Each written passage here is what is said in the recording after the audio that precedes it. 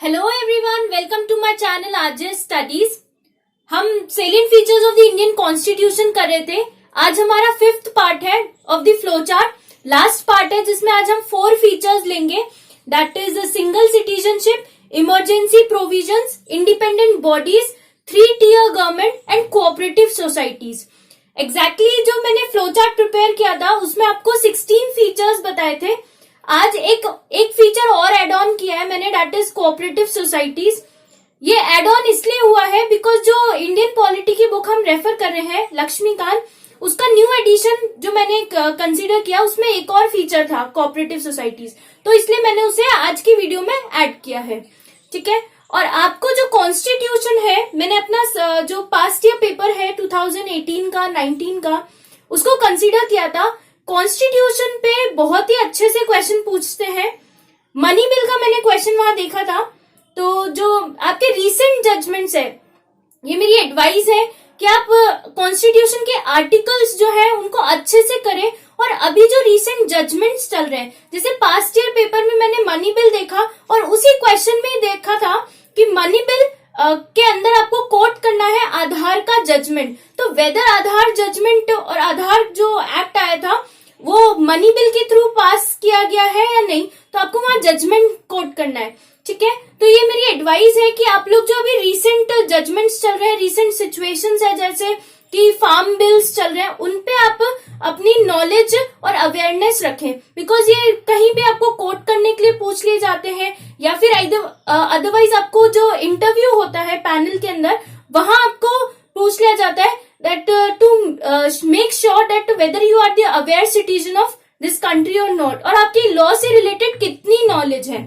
so we are starting with our topic that is single citizenship।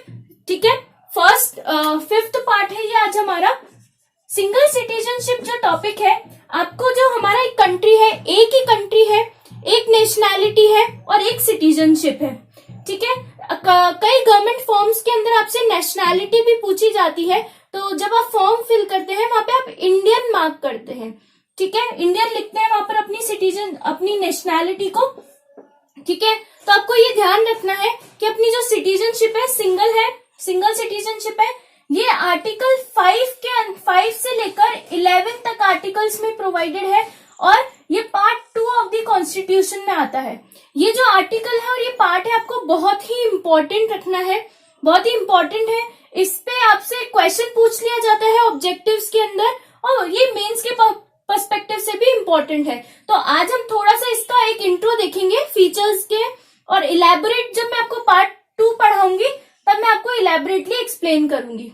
ठीक है, तो ये देख लेते हैं थोड़ा लैंग्वेज फॉर्म में। दैट दो the Indian constitution is federal and envisages a dual polity that is centre and states. और यहाँ पे जो इंडियन कॉन्स्टिट्यूशन है फेडरल लेते हैं हम वर्ड, लेकिन यूनिटरी इन स्पिरिट है, क्योंकि यूनिटरी इन स्पिरिट जो है मैं आपको पहले एक्सप्लेन कर चुकी हूँ। और यूनियन फेडरल वर्ड ना लेके हमने union of the state word लिया है हमारे आर्टिकल 1 के अंदर। ठीक है, तो I have explain this particular word earlier. तो आप मेरे पहले वाले वीडियोस को देखें और डिस्क्रिप्शन बॉक्स में भी मैं आपको सारी वीडियोस के लिंक प्रोवाइड कर रही हूँ, तो stay tuned and connected with those videos. ठीक है, तो envisages a dual polity that is centre and state. It provides for only a single citizenship that is Indian citizenship. अब in India all citizens irrespective of the state in which they are born reside enjoy the same political and civil rights of the citizenship all over the country।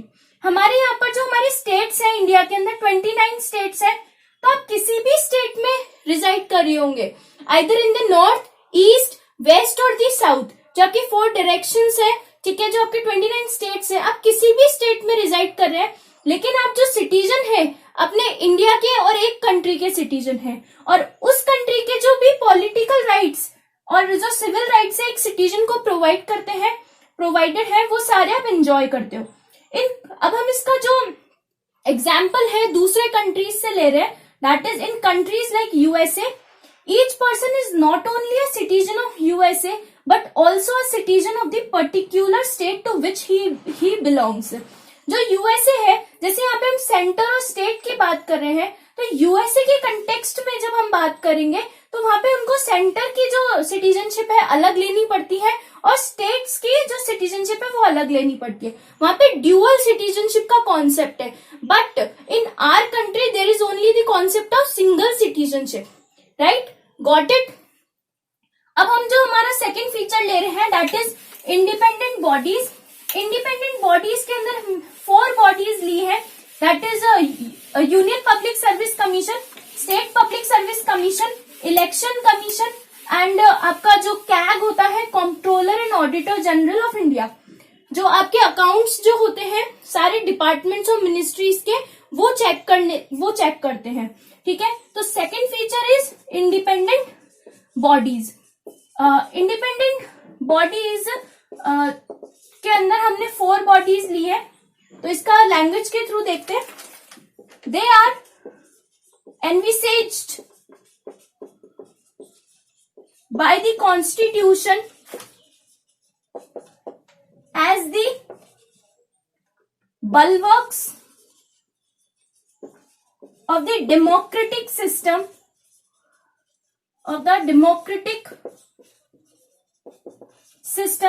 of government in India। इसमें कौन कौन सी body include कर रहे हैं हम? Election commission. Election commission जो है आपका आर्टिकल 324 में दे रखा है।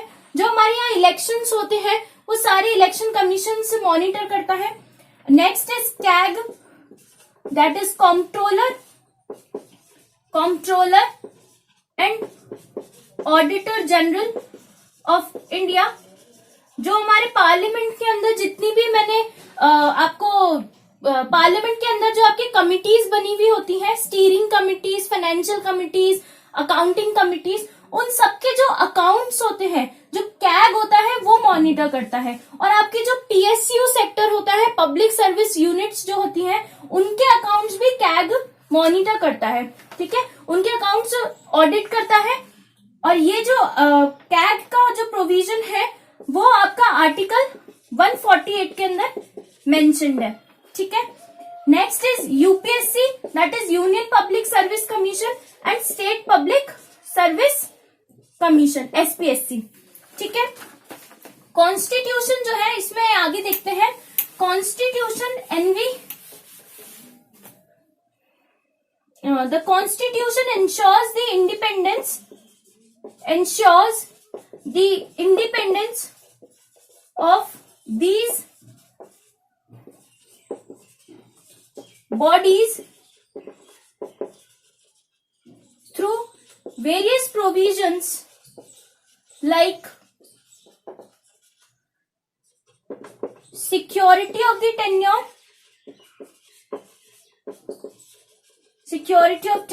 fixed service commission, fixed service conditions, expenses being charged on the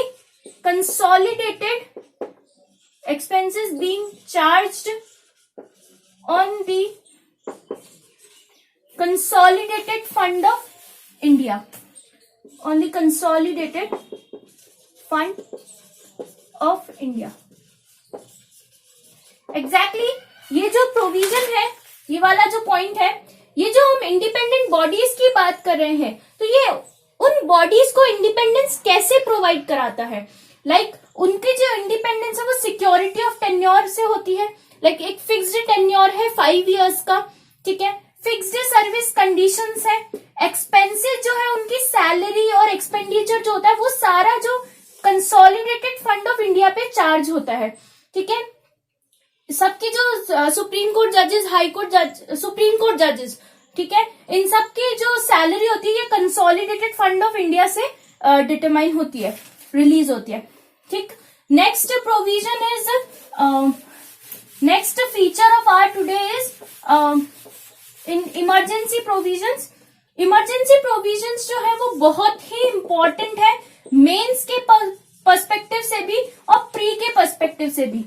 pre में तो आपके आर्टिकल पूछ सकते हैं, ठीक है, जैसे ये आर्टिकल 352 से 360 के अंदर आता है। इसमें जितने भी अमेंडमेंट्स हुए हैं वो आपके ऑब्जेक्टिव्स में पूछ लिए जाते हैं, ठीक है।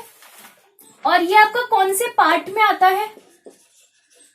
पार्ट है आपका 18, ठीक है।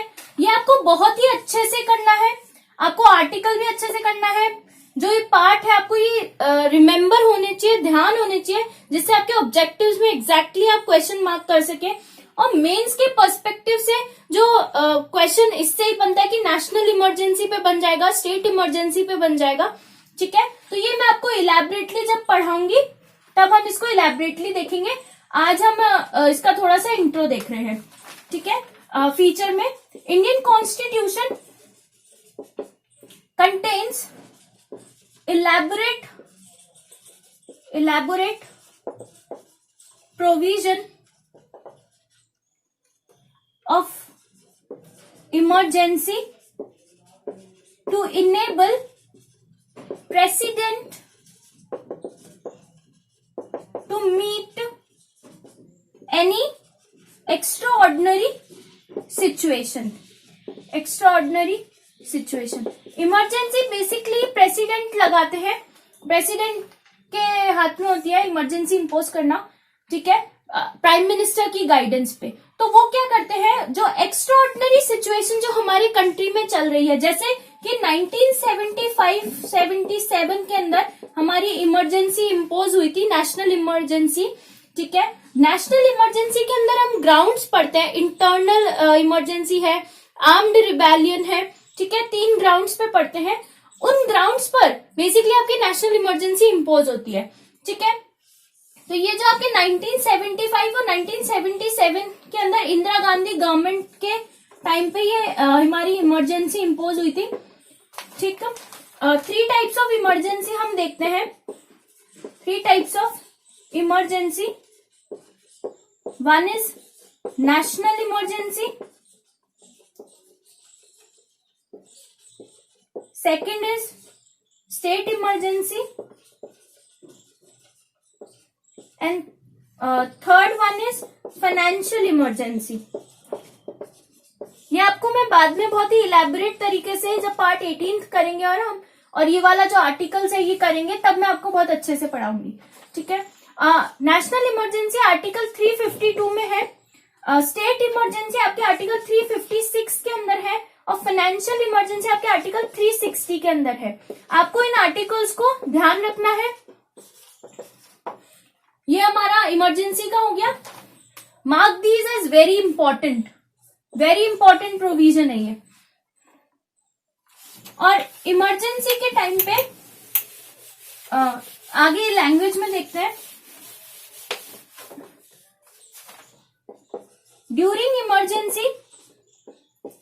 During an emergency, central government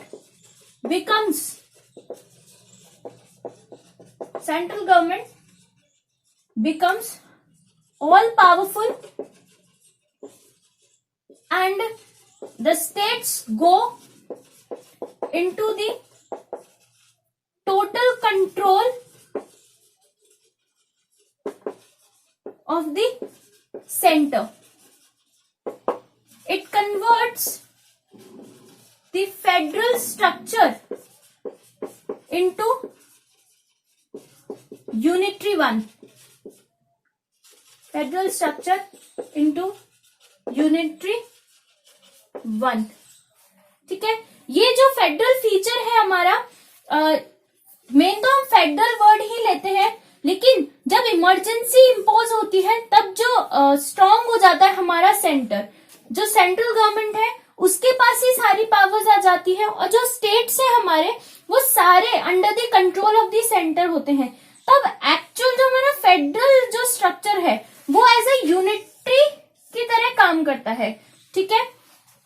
ये मैं आपको फीचर ऑलरेडी क्लियर कर चुकी हूं।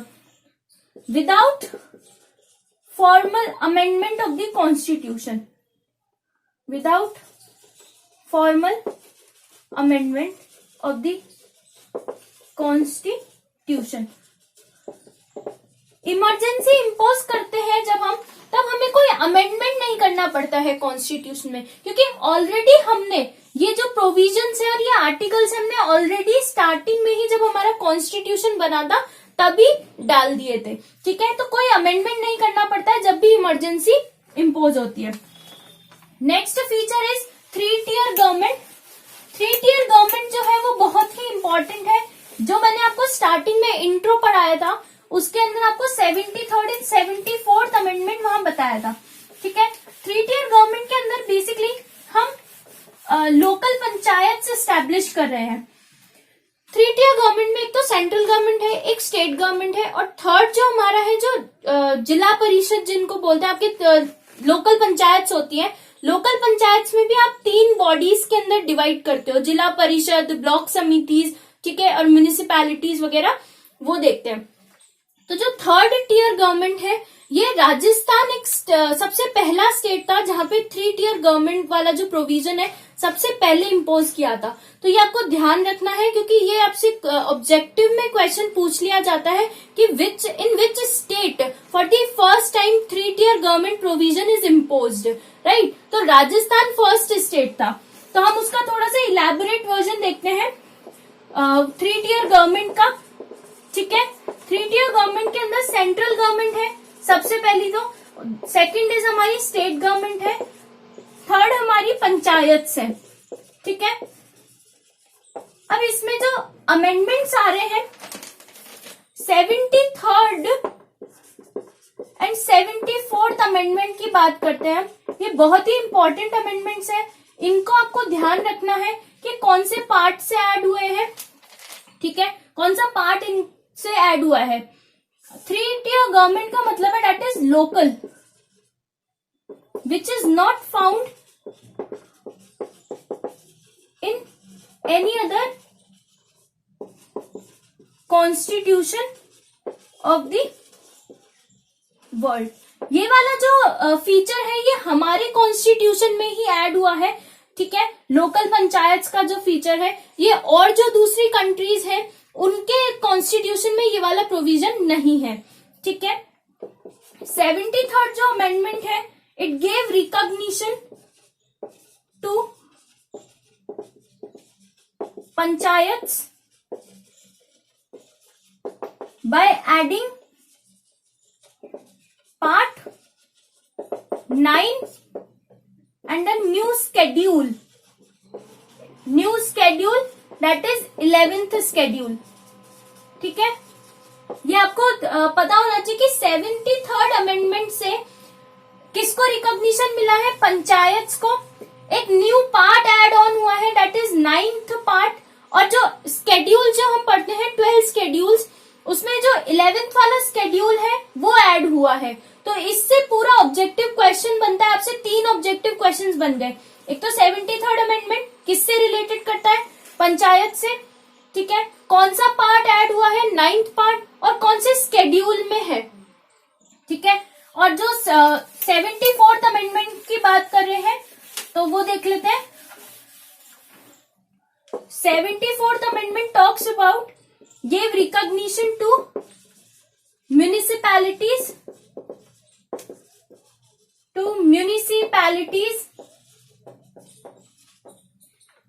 म्युनिसिपैलिटीज में अर्बन गवर्नमेंट्स आ गई,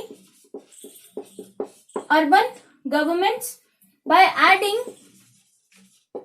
part 9th A and a new schedule 12th schedule आपका ऐड हुआ है। ये भी यहाँ पर भी आपका जो 74th अमेंडमेंट से आपको किसको रिकॉग्निशन मिला है, म्युनिसिपैलिटीज को। कौन सा पार्ट ऐड हुआ है, 9th A, और नया स्केड्यूल है एक दैट इज 12th स्केड्यूल। इससे आपसे 3 से 4 आपके ऑब्जेक्टिव क्वेश्चंस बन जाते हैं। तो ये बहुत इंपॉर्टेंट है, ये आपको मेमोराइज करना है, राइट। नेक्स्ट हमारा जो लास्ट फीचर है that is cooperative societies. Cooperative societies basically 97th constitutional amendment से ऐड हुआ है 2011 के अंदर। ठीक है, ये जो है ये as a fundamental right add हुआ है और इससे कुछ आर्टिकल्स भी ऐड हुए हैं, तो इनको भी आपको टिप्स पे रखना है, इससे भी ऑब्जेक्टिव क्वेश्चंस बहुत सारे बन रहे हैं। Fifth feature is cooperative societies. इसका थोड़ा सा लैंग्वेज में देखेंगे। 97th constitutional amendment act 2011 gave a constitutional status and protection to cooperative societies. Right to form cooperative society आपका एक फंडामेंटल राइट है जो कि आर्टिकल 19 के अंदर है। Right to form cooperative society is a fundamental right given under article 19, जो आपका राइट टू फ्रीडम है, right to freedom of speech and expression जो आपका आर्टिकल है उसके अंदर है। ठीक है, जब मैं आपको 19 पढ़ाऊंगी तब बताऊंगी वहां पर, और ये जो अमेंडमेंट है वहां पे फिर से एक्सप्लेन करूंगी, बिकॉज आपको क्या करना है, आपको ये चीजें एक दिन में मेमोराइज नहीं होती है, आपको रिवीजन और रिपीटेड रिवीजन बहुत करना है। जब आप एग्जाम में बैठोगे तब आपका एटलीस्ट जो आपका सिलेबस है वो 4 to 5 टाइम्स आपका रिवाइज हो जाना चाहिए। ठीक है, आगे देखते हैं। It included a new directive principle, एक नया डायरेक्टिव प्रिंसिपल भी ऐड हुआ है इससे, on the promotion of cooperative societies. वो डायरेक्टिव प्रिंसिपल है आर्टिकल 43B। ये आपको ऑब्जेक्टिव के पर्सपेक्टिव से आपको ध्यान में रखना है। Next, a new part 9th B, the cooperative society is added,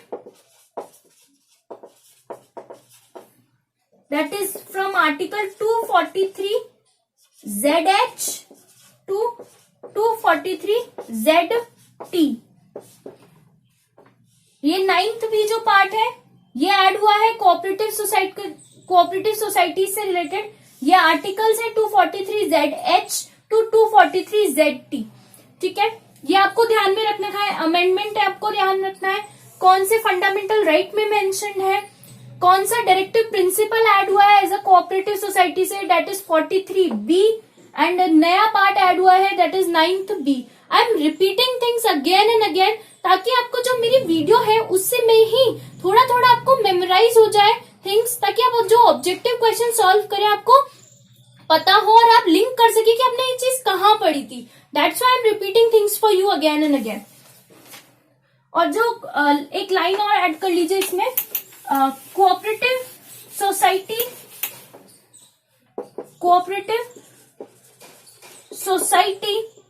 functions as a, ये कैसे फंक्शन करती है वो लाइन है, functions in a democratic professional and autonomous and economically sound manner, right? आज that's it for today। ये वाला जो फंक्शन है कोऑपरेटिव सोसाइटीज का, आप देखते होंगे कि जो पीएसयू सेक्टर्स है उनकी अपनी एक सेपरेट कोऑपरेटिव सोसाइटीज होती हैं। If you have any some amount of knowledge, ठीक है, इसको प्रैक्टिकल पर्सपेक्टिव से देखेंगे तो वो लोग अपनी सोसाइटीज क्रिएट करते हैं और जो कंपनी के जो एम्प्लॉयज होते हैं उन्हीं को small amount of loan provide करते हैं ऑन स्मॉल इंटरेस्ट और क्रेडिट, और ना जो ईयरली उनको गिफ्ट्स प्रोवाइड करते हैं। ठीक है, ये प्रोविजन आपको करना है। आज जो मैंने आपको सारे अमेंडमेंट्स बताए हैं, आपको पार्ट्स बताए हैं, पार्ट 9A, पार्ट 9B, ये सब आपको करने हैं, स्केड्यूल्स करने हैं। ठीक है, आज के लिए इतना ही है। इनको अच्छे से मेमोराइज कीजिए और नेक्स्ट वीडियो में हम schedules of the Indian constitution करेंगे, जिसमें हम 12 स्केड्यूल्स हैं उनको पढ़ेंगे। ठीक है, if you are liking my channel, मेरी वीडियो को आप लाइक कर दीजिए, मेरे चैनल को सब्सक्राइब कर लीजिए, ताकि आपको जो नेक्स्ट वीडियो का नोटिफिकेशन है वो जल्दी से मिल जाएगा। और still if you have any queries relating to the constitution और तो आप मुझे कमेंट सेक्शन में बता सकते हैं। Thank you so much for today.